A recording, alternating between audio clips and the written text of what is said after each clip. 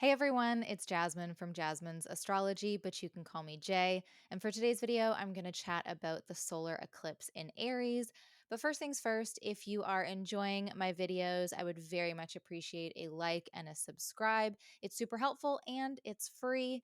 And if you'd like to support my work in other ways, you can always head to my website, jasminesastrology.com, for consultations and other astrology offerings.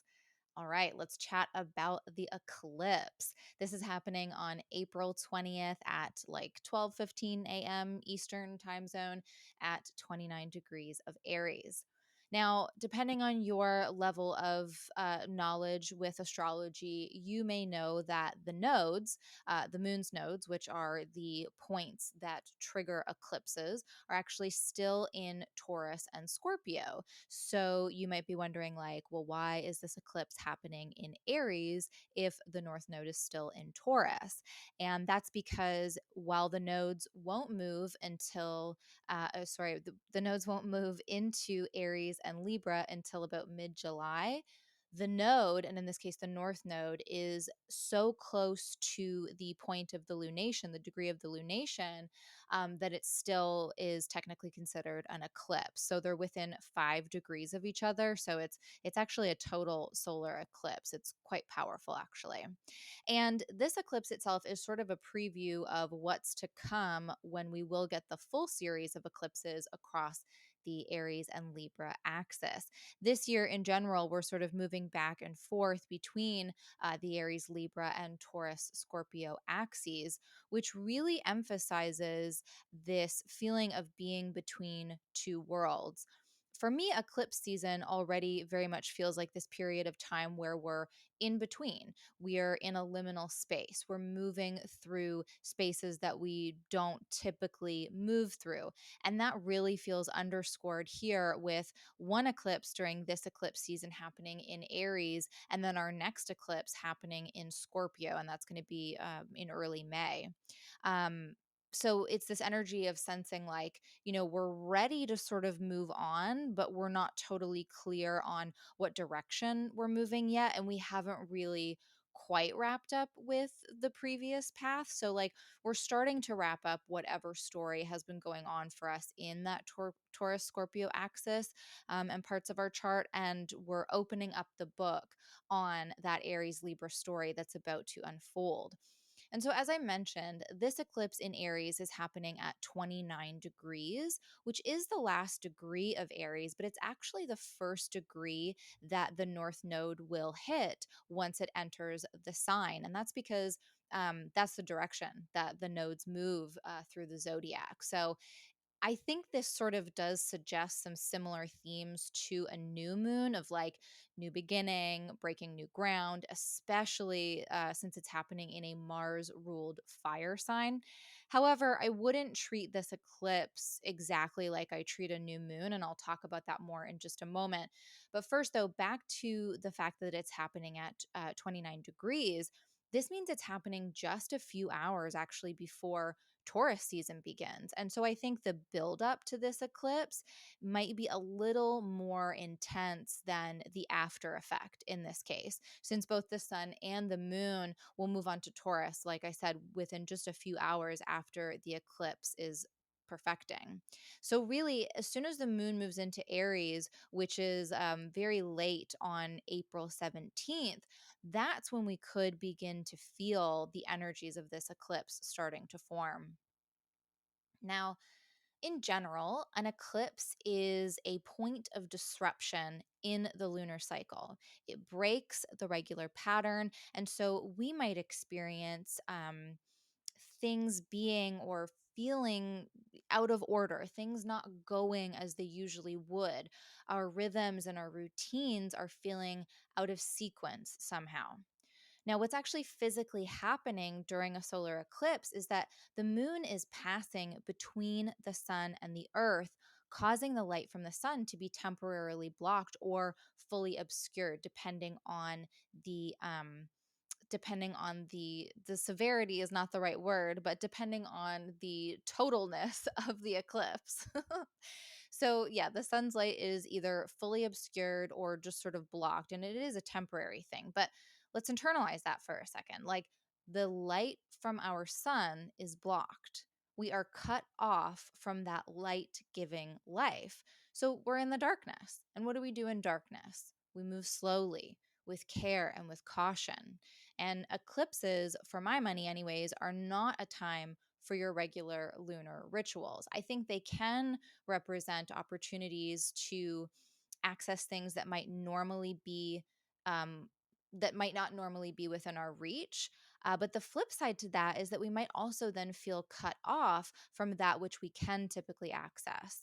And so we can sort of take advantage of the fact that, we can expect the unexpected in a certain way. And maybe it's a time when we can see that our regular routines aren't actually really working for us anymore, and we need to pivot, or being cut off from something that is so regular and routine for us might actually show us how beneficial that is for us and how we can maybe have more gratitude, have more appreciation, but also integrate it more deeply and make it more a part of our daily lives, because absence makes the heart grow fonder or something like that, right? Like when it's without of reach, it's like, oh damn, that is really beneficial to me on a daily basis, and I need to kind of prioritize that more.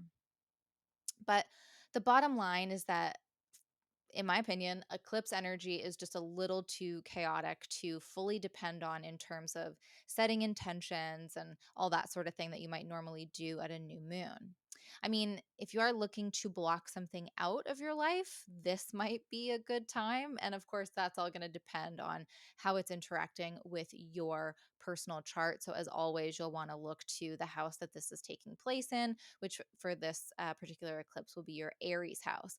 And it is an especially useful time to pay close attention to what's coming up, since this is the first in a handful of eclipses to come in Aries. This is the prologue, this is the sneak peek, this is like the trailer that we're getting for what's coming.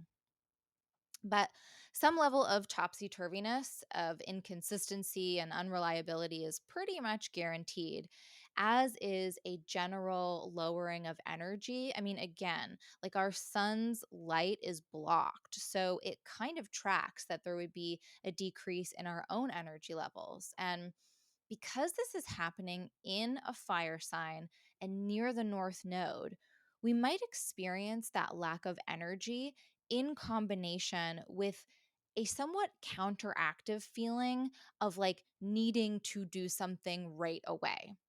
Aries is very go, go, go, and the North Node has this really hungry, insatiable energy. And so, if we can't figure out ways to get out all of that excess energy, we might run the risk of making certain decisions that we regret later, starting something before we really should have, getting involved with things that, we can't actually sustain, but we had all this energy and we felt like we had to do something. And so that's where it got directed. So just being aware of that and making sure that, you're exercising, or you're, like getting out for that adventure that you meant to go on or whatever, like just figuring out ways of getting out that energy.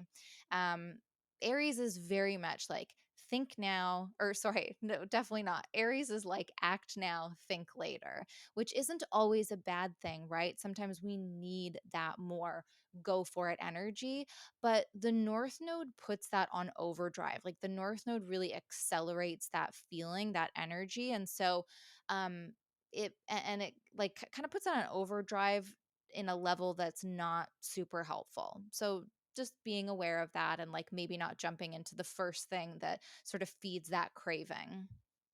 Um, and of course, this is all being ruled by Mars, adding even more heat and more drive. And so there's definitely the potential for drama and intensity with this eclipse. And with Mars in Cancer, it definitely feels like a very sensitive day. we are maybe taking things a little too personally. We're feeling defensive for no real reason. We might be a little snappy and short when we feel that our tender spots are a little too open, a little too vulnerable.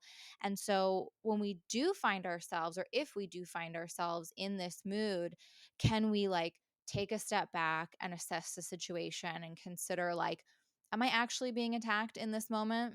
Is my safety being threatened? And if so, how do I fortify my boundaries and increase my security so that, those tender spots, those vulnerable spots aren't as vulnerable?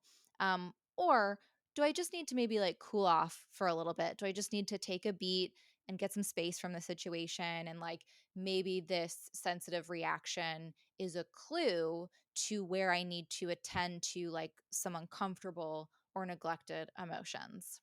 So, it's a big energy. It's the first in a series. So, again, a really good time to just like pay attention to what's coming up. There's no reason to fear an eclipse. For personal reference, and this won't be the same for everybody, but last year I had an eclipse happen at the exact degree of my ascendant. I was legitimately nervous for it, and it ended up being such a happy period in my life. And that's where I sort of think like it's just sort of chaotic and unexpected energy, like a little bit like Uranus, I guess, in terms of like we don't really maybe know what's going to come, so let's just stay open to what might happen and try to make some time for rest because of the depleted energy, make some time for, being in solitude and like reflecting on things. And yeah, I would advise against your regular lunar stuff, but obviously it's totally up to you. You got to do what's right for you, and it's all going to be different for everybody depending on where it's playing out in their chart. So, best of luck with this eclipse. And I would love to hear from you how it goes. Do you remember the last time we had eclipses in Aries and Libra and what was going on for you in your life at that point? But yeah, that's all I've got for you this time around. Let me know in the comments if you have any questions, if you want to share where Aries is in your chart and what you're sort of expecting from this eclipse, from this eclipse.